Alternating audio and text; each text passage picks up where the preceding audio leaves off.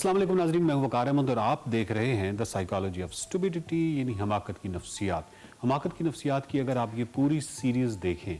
और उसके बाद अपनी ज़िंदगी का एनालिसिस करें तो मेरी तरह शायद आप भी ये कहने में हक़ बजानिब होंगे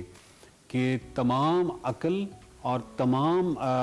इस हवाले से पूरी महारत होने के बावजूद, जो कि इंसान को ख़ुद यही गुमान होता है कि वो मुकम्मल तौर पर अक़ली फ़ैसले कर रहा है, उसके बावजूद हमारी ज़िंदगी के बेशतर फ़ैसले गैर अक़ली होते हैं, मुतासिबाना होते हैं और हम हर वक्त किसी न किसी तासुब का ज़रूर शिकार रहते हैं और हमारे जो फ़ैसले हैं वो इन्हीं तासुबात पर मबनी होने की वजह से गैर अक़ली फ़ैसले कहलाते हैं। इस हवाले से हम कई अक़ली तासुबात का पहले ज़िक्र कर चुके हैं और आज जिसका ज़िक्र करेंगे उसका नाम है एंकरिंग इफ़ेक्ट। और जब हम इन तासुबात की बात करते हैं तो इसका मतलब ये नहीं कि सिर्फ आम आदमी जो है वो इस तासुब का शिकार होने की वजह से गैर अक़ली फ़ैसले करता है। इसमें जजेस भी होते हैं जो कि गैर अक़ली फ़ैसले करते हैं। इसमें ब्यूरोक्रेसी हो सकती है, इसमें गवर्नमेंट हो सकती है, इसमें कई डिसाइसिव पोजीशंस पे जो लोग होते हैं वो इस तरह के गैर अक़ली फ़ैसले करते हैं। इसमें स्पोर्ट्स हो सकती है। इसमें आप जब किसी जनरल स्टोर पे जाते हैं ख़रीदारी करने के लिए तो एज़ अ कस्टमर आप इसके शिकार होते हैं। बहुत सारे एंगल्स होते हैं और ये तासुब जो है और ये तासुबात जो हैं ये इसी तरह फैले होते हैं, लेकिन मसला ये है कि हम उनको रिकग्नाइज़ नहीं करते और जब हम रिकग्नाइज़ नहीं करते तो हम धोखा भी खाते हैं और हम गैर अक़ली फ़ैसला भी करते हैं। बिल्कुल इसी तरह जो एंकरिंग इफ़ेक्ट है, तो एंकरिंग इफ़ेक्ट सबसे पहले तो होता क्या है,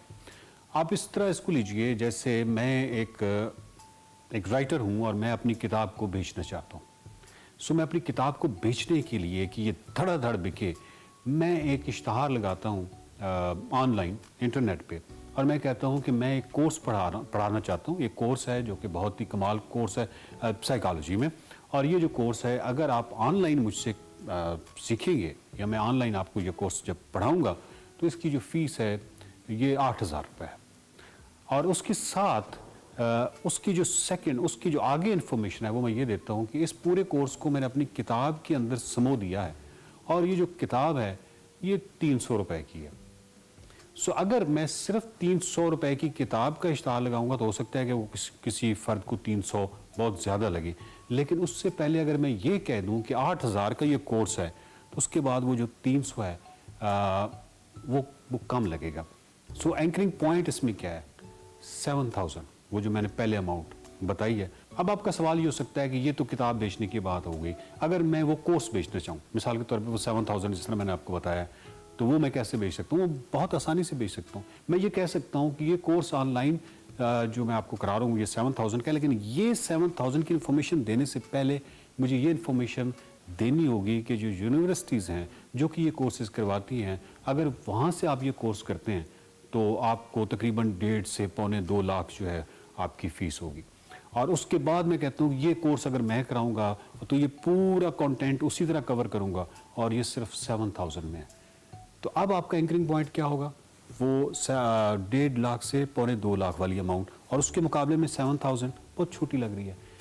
अगर एक खातून जाती हैं अपने शोहर के साथ और वो कोई ड्रेस लेना चाहती हैं जिसकी कीमत है 5,000 रुपये, जो कि उनके शोहर के जो जमा तफरीक है उससे थोड़ा बाहर है, तो वो 5,000 का वो कैसे ले सकती हैं सूट? बहुत आसानी के साथ वो पहले अपने शोहर के साथ जाएं, उनको बताएं कि ये भी मुझे पसंद है और ये बहुत अच्छा सूट है, अच्छा इसकी प्राइस जो है वो 20,000 है, हाँ 20,000 ये थोड़ी ज़्यादा है, आगे 20-25-30,000 के 4-5 सूट दिखाने के बाद अपने पसंद की सूट की जानिब ले जाएँ और फिर मैं ये ले लेती हूँ, ये 5,000 का है। तो वो जो 20-25,000 में एंकरिंग पॉइंट है, उसके बाद वो शोहर जो है वो बहुत खुशअस्लूबी के साथ अपनी बीवी को वो वाला सूट जो 5,000 का है वो दिलवा देंगे और उनको कोई ऐसा एहसास भी नहीं होगा कि मैं को बहुत ज़्यादा पैसे खर्च कर बैठा हूँ। सो जो एंकरिंग पॉइंट है ये हर जगह पे काम कर रहा होता है। बहुत सारी स्टडीज़ जो हैं वो जो कि अदलिया के हवाले से हैं, जुडिशरी के हवाले से, वो हमें बताती हैं कि जजेस पे ये कैसे असरअंदाज होता है और वो उनके फैसलों पे एंकरिंग पॉइंट जो है वो किस तरह असरअंदाज होता है। बहुत सारी जो मार्केटिंग कंपनीज़ हैं वो बाकायदा किस तरीके से इन चीज़ों से फ़ायदा उठाती हैं। मिसाल के तौर पे अगर आप ऑनलाइन शॉपिंग की बात कर लें तो आपको एक इश्तहार के अंदर ऊपर अगर लिखा हो कि 400 रुपीज़ किसी चीज़ की कीमत है और उसके ऊपर एक क्रॉस का निशान लगाओ कि ये अब नहीं है और नीचे 100 आप लिख दें तो वो 100 बुरा नहीं लगेगा। हो सकता है कि वो चीज़ ممکن ہے کہ مارکیٹ سے 70 روپے کی ملتی ہو یا 60 روپے کی ملتی ہو، لیکن جب آپ آن لائن وہ جو ریپرزنٹیشن ہے اس اشتہار کی، تو وہ اس میں وہ 100 روپے آپ کو اس لیے برا نہیں لگے گا کیونکہ اس کے اوپر ایک لکھا ہوا ہے 400 اور اس کے اوپر کراس لگا ہوا ہے، تو آپ کا اینکرنگ پوائنٹ جو ہے وہ 400 کو دیکھتا ہے، یعنی آپ کا وہ پوائنٹ ہو گیا، اور اس کے مقابلے میں آپ جب کمپیئر کرتے ہیں تو 100 یقیناً بڑی اماؤنٹ نہیں لگتی۔ دنیا بھر میں جتنے بھی میگا سپر سٹورز ہوتے ہیں وہ اس چیز کا بہت زیادہ خیال رکھتے ہیں، وہ اس چیز کا خیال رکھتے ہیں کہ جو چیز بیچنا مقصود ہے اس کو ہائی پرائسز کے جو شیلفز ہیں ان سے آگے رکھا جائے، تاکہ جب کسٹمر جو ہے وہ پہلے جو اس کا اینکرنگ پوائنٹ ہے وہ جو ہائی پرائس ہے وہ بن جائے، اور اس کے بعد جس چیز کو بیچنا مقصود ہے اس کو آگے رکھ دیا جائے۔ اب یہاں میں سوال یہ پیدا ہوتا ہے کہ یہ اگر اینکرنگ پوائنٹ کے اس طرح کے افیکٹس ہوتے ہیں اور ہماری جو شاپنگ کی اور ہماری جتنی بھی عادات ہیں ان پر اس قدر اثر انداز ہوتے ہیں، تو ان سے چھٹکارا کیسے حاصل کیا جائے؟ اس کا حل یہ ہے کہ set your own anchor point, اپنا اینکر پوائنٹ گھر سے سیٹ کر کے جائیں۔ جب آپ اپنا اینکر پوائنٹ سیٹ کر کے جائیں گے تو جس مارکیٹ میں جا رہے ہیں، چاہے وہ سپر سٹور جا رہے ہیں، چاہے وہ کسی بھی جگہ پہ کوئی کتابیں لینے جا رہے ہیں، کچھ بھی لینے جا رہے ہیں، تو یہ جو بھرمار ہوتی ہے باہر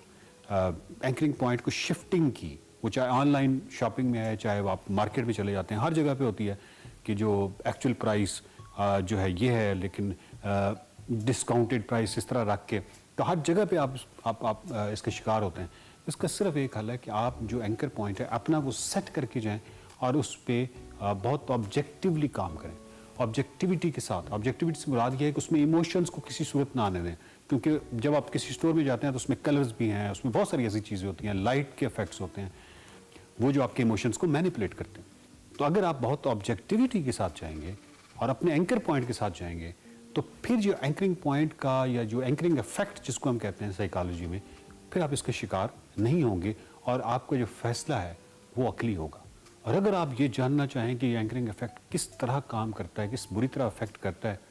تو کوئی ایسی اسٹڈی کا انعقاد کیجئے، کوئی ایسی اسٹڈی کنڈکٹ کیجئے کہ جتنے افراد کسی بڑے اسٹور کی جانب جا رہے ہیں، کوئی ایسا کویسچنر، کوئی ایسا میکنزم جس سے آئیڈیا ہو کہ وہ کیا لینے جا رہے ہیں۔ یقین کیجئے کہ وہ اپنے ذہن میں 10 سے 15 یا 13 یا 14 یا 20 چیزیں لینے جا رہے ہوں گے، لیکن انہی افراد کو جب آپ اس اسٹور میں سے واپس نکلتے دیکھیں گے تو ان کی جو ٹرالی ہے وہ مکمل طور پہ بھری ہوگی۔ تو وہ جو کہ اپنے ذہن میں چند اشیاء لینے کے لیے کسی اسٹور میں گئے ہیں، واپس ایک بھری ہوئی ٹرالی کے ساتھ واپس آ رہے ہیں، تو اس بھری ہوئی ٹرالی میں اینکرنگ افیکٹ جو ہے وہ بہت نمایاں ہے۔ حماقت کی نفسیات دیکھتے رہیے، یہ بہت ضروری ہے۔ اپنی حماقتوں کو جب تک ہم پہچانیں گے نہیں تو ان پر کنٹرول کیسے کریں گے؟ پہلا مرحلہ پہچاننے کا ہے، دوسرا کنٹرول کرنے کا ہے۔ اس لیے دیکھتے رہیے حماقت کی نفسیات۔